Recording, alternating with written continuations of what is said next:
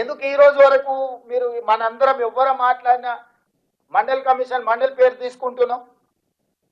అంటే చరిత్రలో నిలిచిపోయే ఒక గొప్ప చారిత్రాత్మక సాహసోపేతమైన నిర్ణయము. ఈరోజు రాహుల్ గాంధీ ఆదేశాల మేరకు మీరందరూ ఎన్నిక చేసి మీరందరూ అవకాశం ఇచ్చారు తెలంగాణ రాష్ట్రానికి. నేను ముఖ్యమంత్రి అయినా తెలంగాణ రాష్ట్రానికి ముఖ్యమంత్రి అవడం అనేది ఆషామాషి విషయం కాదు.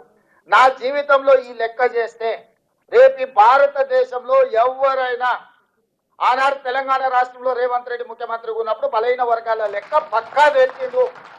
అది నరేంద్ర మోడీ రాహుల్ గాంధీ గారా లేకపోతే నేను ఇంకోరా చెప్పట్లేదు. ఎవరైనా ఈ దేశంలో ఒక నివేదిక గురించి చర్చించాలంటే తెలంగాణ రాష్ట్రం గురించి రేవంత్ రెడ్డి గురించి మాట్లాడాల్సిందే. ఇది చరిత్రలో నిలిచిపోయే చారిత్రాత్మకమైన సందర్భము. చరిత్రలో ఒక గొప్ప అవకాశాన్ని జారవించుకుంటే అంతకంటే రాజకీయ అజ్ఞానం కానీ లేకపోతే దురుద్దేశం కానీ ఇంకోటి ఉండదు. నేను రాజకీయ అజ్ఞానంతో లేను. నేను నాయకుడు ఇచ్చిన ఆదేశాలను అమలు చేసే ఒక కార్యకర్త, క్రమశిక్షణ కలిగిన కార్యకర్తగా నా నాయకుడు ఇచ్చిన ఆదేశాలను నా నాయకుడు తెలంగాణ ప్రజలకు ఒక మాట ఇచ్చిండు. మా ప్రభుత్వం తీసుకురండి, మీరు మీ లెక్క కట్టి పక్కాగా మీకు అప్పచెప్తామని మా నాయకుడు చెప్పిండు. సంవత్సరం తిరిగే లోపల ఆ మాట నిలబెట్టాలని ఈరోజు ఇంత గొప్ప కార్యక్రమాన్ని నేను తీసుకొని ముందరికి వచ్చిన. నాకు తెలుసు నాకు ఎన్నొత్తుళ్ళు ఉన్నాయి. మీకు కనిపించకపోవచ్చు, కనిపించకుండా నా మీద జరుగుతున్న ఒత్తిడి ఇది ఎట్లో గట్ల వాయిదా పెట్టు అని, లేకపోతే ఈ లెక్కలు బయట పెడితే రాబోయే రాజకీయ పరమైన ఇబ్బందులు, వీటన్నిటిని ఎంతో మంది వచ్చి నాకు చెప్పినా కూడా నేను ఒకటే మాట చెప్పిన, అయ్యా ఇది చరిత్రలో నిలిచిపోయే ఒక గొప్ప అవకాశము.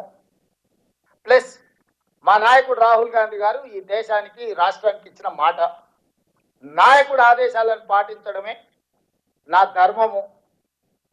ఈ వేదిక మీద ఇంతమంది సీనియర్ నాయకులు ఉన్నారు, నాకంటే చాలా మంది. హనుమంత్ అన్న మేము పుట్టినప్పటి నుంచే రాజకీయాలలో ఉన్నాడు. చాలా మంది ఇప్పుడు జానారెడ్డి గారు లాంటి వాళ్ళు 40-50 ఏళ్ళ నుంచి ఉన్నారు. వీళ్ళందరికీ రాని అవకాశం నేను ముఖ్యమంత్రి అయినా.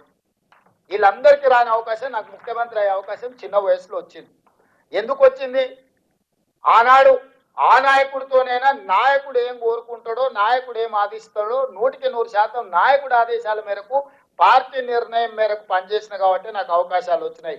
ఈనాడు కూడా కాంగ్రెస్ పార్టీ మన నాయకుడు రాహుల్ గాంధీ గారు 100% ఇది అద్భుతంగా చెయ్యాలని వారు కోరుకుంటున్నారు. రాహుల్ గాంధీ దేశం ప్రజల ముందు ఈ విషయంలో ఒక మాట ఇచ్చిండు. పార్టీ కోరుకుంటుంది, నాయకుడు ఆదేశించిండు, దాన్ని తూచా తప్పకుండా 100%